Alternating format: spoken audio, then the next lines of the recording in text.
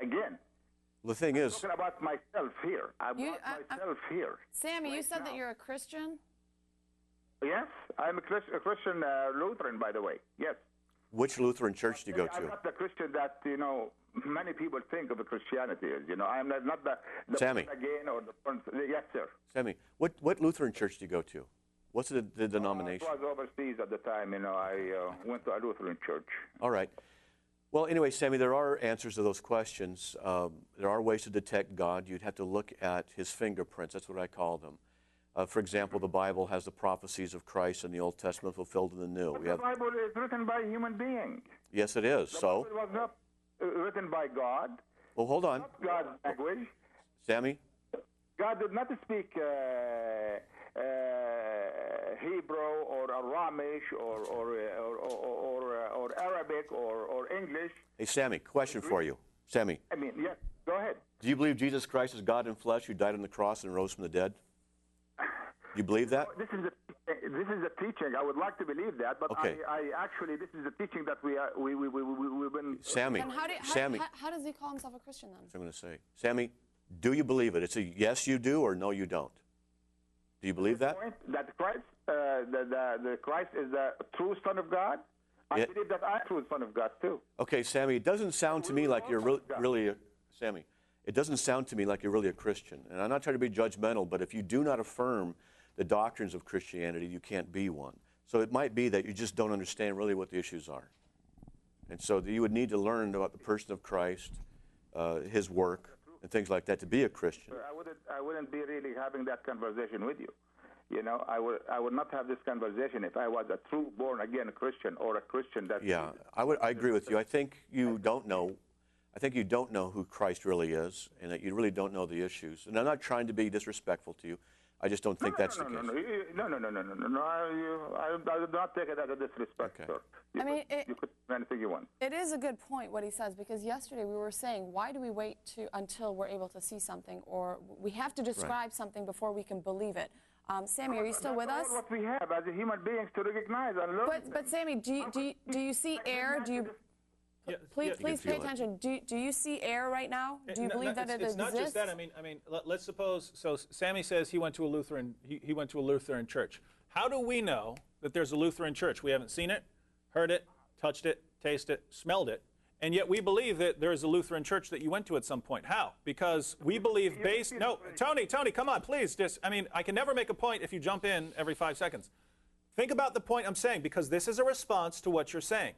What I'm saying is, I'm saying that seeing, tasting, touching, smelling something are not the only ways to know something exists. I believe that there is a Lutheran church that you went to at some point. How do I know? I know how you know that. Maybe you saw it. I didn't see it, and yet I believe that it exists. Why? Because I believe based on your testimony. Think, I've never been to Australia. How do I know it? Yes, I've seen pictures of Australia, but for all I know, that could be somewhere in Asia.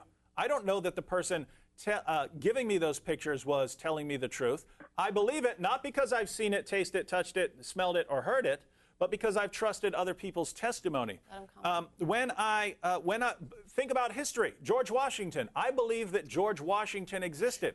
Yes, I've seen a painting of him, but that's not actually seeing him. I've also seen paintings of Zeus. How do I know that one person existed while the other person... Tony, no. Let me make the point here, because I want to give a full explanation for what you just said.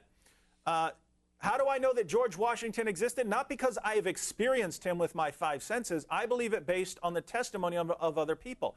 Subatomic particles. I've never seen them, touched them, tasted them, smelled them, or heard them. How do I know that they exist? Well, here I trust the words of physicists. When they judge by certain effects that there must be subatomic particles, I believe their testimony.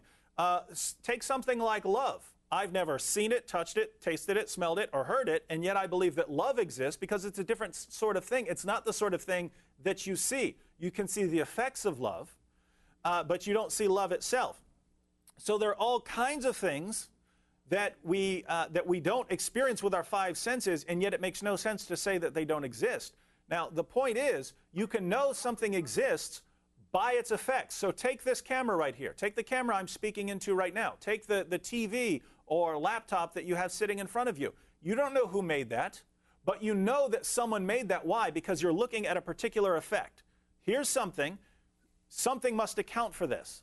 So even though you don't know who made it, you don't know what the person looks like, anything about, you know that someone made that. You know that this person has certain attributes. The person must know how to make computers, for instance. There must be an instruction book somewhere for putting this computer together. You know all kinds of things. So what we're saying is we know God exists, and not just through one avenue. We know God exists for all kinds of reasons. We know because of the existence of the universe, because of the fine-tuning of the cosmos, because of the complexity of biology, because of human consciousness, because of the reliability of human reasoning, because of logical laws, because of moral laws, because of Jesus' resurrection from the dead. We know from all kinds of reasons. And just think about this. Just think about this, Tony. If a miracle Sammy, if a miracle happens in front of you, so suppose Summer dies, and then someone walks in here and prays, "Please, God, raise Summer from the dead," and Summer stands up. I didn't see God, but I would judge based on that God exists. I would say, wow, she wasn't dead, someone prayed, then she was alive. So, Sammy, this idea that you have that the only way to know something exists is to experience it with your five senses is just simply false. You would have to admit that you can know something exists based on the effects. And we would say that we can know God exists through all kinds of reasons. Sammy, I want to hear his comment on that example you just gave about miracles. What is your stance on miracles? What's your justification on that? Are they all lies, or how do they come about? What is a miracle, ma'am? What is a miracle? Well, he just gave you a very simple example. If I were to die right now and somebody were to come and raise me from the dead, that would be a miracle in front of your eyes. Have you ever seen somebody died and kept? That's not the question. No, we're not saying that. I'm asking you the question because you believe. Why don't you answer our question and then we'll answer your question? Our question was this: how do you justify miracles? And I see that I'll be able to justify that, and then I'll know what a miracle is of that. So you're saying that all miracles in the past that you have not seen don't exist. It's a lie because you haven't seen it? Let me just put my two senses in. Of all the examples that he gave me, okay, all those could be proven. Australia could be proven that it's over there. Russia could be proven it's over there, whether he saw it or not. Love is something that you feel. Tony, Sammy, stop right there for 1 second. Sammy, you missed the point completely. Yes, it's possible. You could say, yes, it's possible for me to go and learn that Australia or Russia exists. That's true. But it's possible that I'm going to see Jesus one day, for instance. So we're not saying that. We're saying right now, I believe that Australia exists. Is it wrong or irrational or stupid of me to believe that Australia exists when I haven't seen it, I haven't touched it, I haven't tasted it, I haven't smelled it, and I haven't heard it? No, it's not irrational for me to believe that Australia exists because I believe in the general reliability of a massive amount of people telling me that Australia exists. When I see pictures, it's true. It's possible that they could just be taking pictures of somewhere in Asia. But I believe that all these people aren't conspiring to deceive me.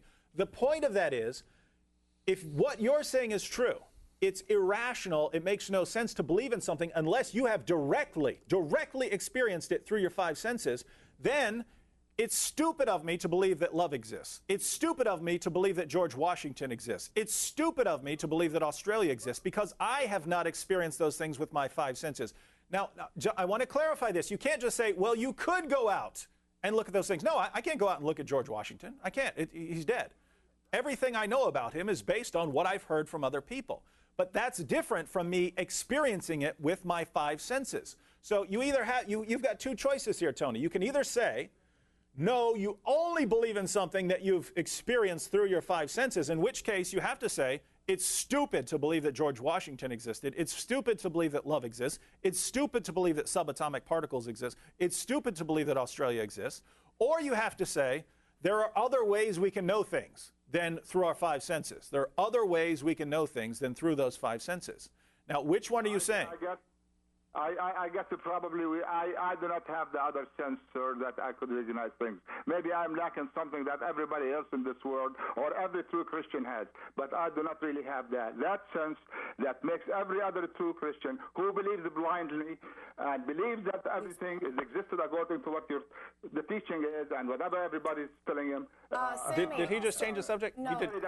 Sammy, this is what we're gonna have to do. We have a lot of calls coming in, but I want to comment on what you just said. You said something right, and then you said something wrong. What you said right, you said I don't have that sense. I don't know. I don't see what other true Christians believe or what they see, and that's right, which means that you're probably on the right path to maybe searching for what is missing in your life. You said something wrong where you said what did you say? Blind faith. Yeah. Can you comment on blind faith, because that's a misconception that's very generally agreed upon by atheists.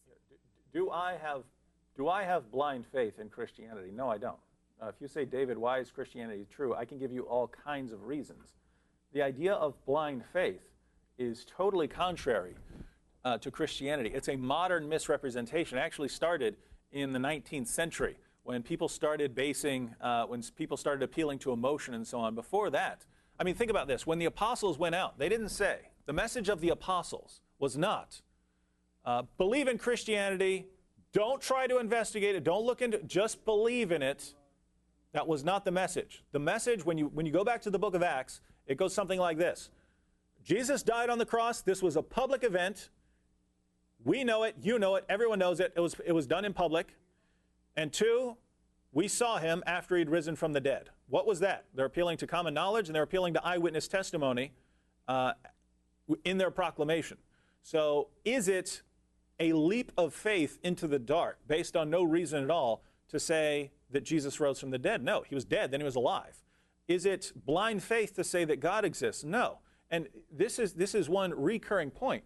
Think about this. We've had a couple of people call in challenging the existence of God. Notice, on the one hand, you have Tony, totally inconsistent and illogical, not making any sense, saying there are no moral standards and then trying to apply all kinds of moral standards to God, totally inconsistent. And then Sammy calls in and he applies a method that it's common for atheists to say this, but it makes no sense. You have to know that it's false. You have to know it's false, that the only way to know about something is through your 5 senses. Again, you'd have to say we don't know anything about history. Unless you were there, you don't know anything about history. You don't know anything about love, because that's the sort of thing you can't see it. You can't know anything you've never experienced directly with your 5 senses. You know that's false. You know that's absurd. You know that's a ridiculous claim to make, and yet we almost always find that with atheists. They're always completely inconsistent, or they apply some standard that they can't really believe. But they want to apply that standard to God because it allows them to reject the existence of God. They don't apply it to anything else because it would be absolute nonsense to actually take the claim seriously. So it's not, here's what you don't find. You don't find this. Let me come up with standards of how I really know about something, and then let me go and apply those to God. It's always, let me come up with some standard or methodology that I can use to refute the existence of God. Whatever it may be, no matter how absurd it may be, let me come up with completely inconsistent, illogical, weird, strange standards that I would never apply to anything else. And then once I've done that, I will completely ignore the fact that this would make everything absolute nonsense. It would make all of my beliefs nonsense. Let me just ignore that, as long as it helps me to get away from the existence of God. And that's really the point behind what we're saying. We're talking about theism and atheism on a rational level.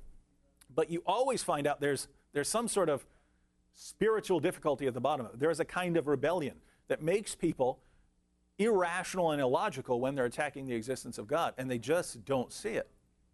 What we'll have to do, we'll take a break. Well, I think the joke of the day is, I don't know if it was Sammy or Tony saying that God should abide by which law. When you ask him which moral, he said the United States law. He shouldn't do bad because of this law in the United States when he didn't, it didn't even exist when he was around. So for both Sammy and Tony, listen, if you have a friend who can stay consistent, if you know somebody, an atheist, that is willing to debate David, we will be willing to set it up on ABN. But they have to be consistent, or Matt, they have to be consistent with what they're claiming. They can't, they can't be inconsistent. They can't hide from questions. They can't change the subject like Sammy just did. That's too high. That's too high a standard there. Well, so what we'll say is, You can argue whatever you want, but when you're consistent and illogical and you're changing your standards and you're changing the topic and ignoring the questions, we're going to point it out. We're going to point it out to you. Don't get upset when we point it out, because what we found is the atheist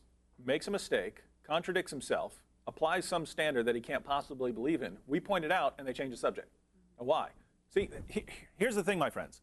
If you point out some totally inconsistent